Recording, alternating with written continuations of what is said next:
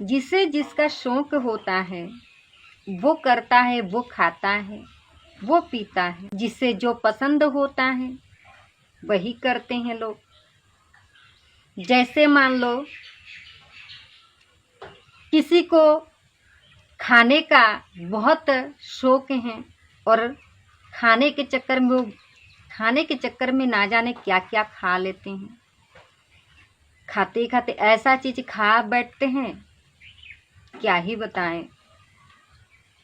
स्वाद, जीभ एक ऐसा चीज है, स्वाद ढूंढते ढूंढते ऐसा भी चीज खा लेते हैं जिसे हमें कोई ये अधिकार नहीं देता कि उसे हम हत्या कर दें।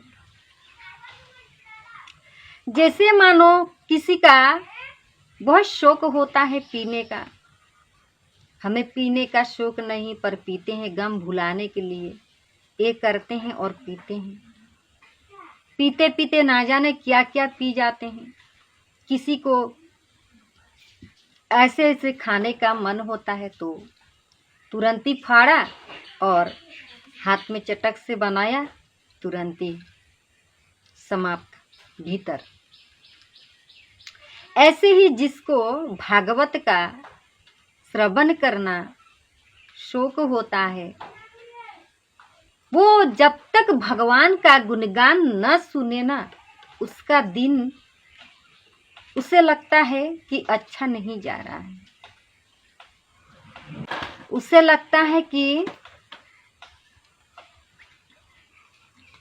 हम ऐसा कुछ चीज खो दिया कि ढूंढने से नहीं मिल रहा है। चाहे वो कितने भी जीवन में व्यस्त रह जाए, परंतु जब तक वो भगवान की कथा, भगवान की कहानी, भगवान के नाम नहीं सुनता, उसका जीवन में लगता है कि हम कुछ प्राप्त नहीं कर पाए। ऐसे ऐसे लोग होते हैं, परंतु जो भागवत श्रवण करते हैं, भगवान लौटकर मथुरा आए और पूरे 14 वर्ष तक रहे, परंतु गोपियों और ब्रजवासियों के परसों लौटने का वचन दिया। इतने वर्ष में भी पूरा नहीं हुआ। जो ब्रजवासी थे ना, वो भगवान से इतना प्रेम करते थे, जब 14 वर्ष तक लौटकर नहीं गया, कृष्ण जी नहीं गए, तब तक वो राह देख रहे हैं बैठ के, अब कान्हा आ जाएगा, अब कान्हा आ जाएगा। जब भी एक अच्छा रथ उधर से जाता था ना, तो उन्हें ब्रजवासी को लगता था कि हमारा कान्हा जी आ रहा है। वहां इतने गोपियों की धार, अश्रु की धार बहने लगा कि एक नदी जैसा। सब उनके आशा में बैठे, अब आएगा हमारा कन्हैया। सबको ये लगता था कन्हैया हमें जो वचन देकर गया है तो वो क्यों नहीं निभा रहा है, झूठ क्यों बोले। यदि नहीं आना था तो उन्हें अशांतिवत क्यों किया, और वचन दिया तो निभाया क्यों नहीं। किसी कारणवश यदि नहीं भी जा सके, सर्वदा के लिए वृंदावन जाना असंभव था, तो एक दिन के लिए चले आते। अरे एक दिन के लिए आना संभव नहीं था क्या? ये सब कहने लगे। क्यों? क्योंकि भगवान से वो अत्यंत प्रेम करते हैं, अत्यंत भक्ति करते हैं भगवान की, इसलिए।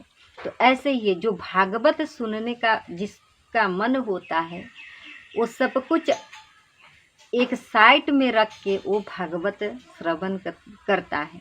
भगवान की वचन जो भी वक्ता कहता है वो श्रवण करते हैं। एक दिन के लिए जाकर वापिस जाते तो गोकुल पढ़ने गए, जिससे भगवान का नाम उनके हृदय में बैठ गया, जिसके भीतर, जो भी मनुष्य के भीतर वो मनुष्य एक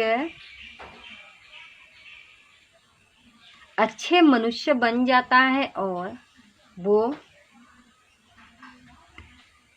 कभी किसी का आहत भी नहीं पहुंचाता और वो हमेशा चाहता है कि हम भागवत सुने। कहीं पर सुनता है कि संकीर्तन हो रहा है, दौड़े दौड़े चले जाता है।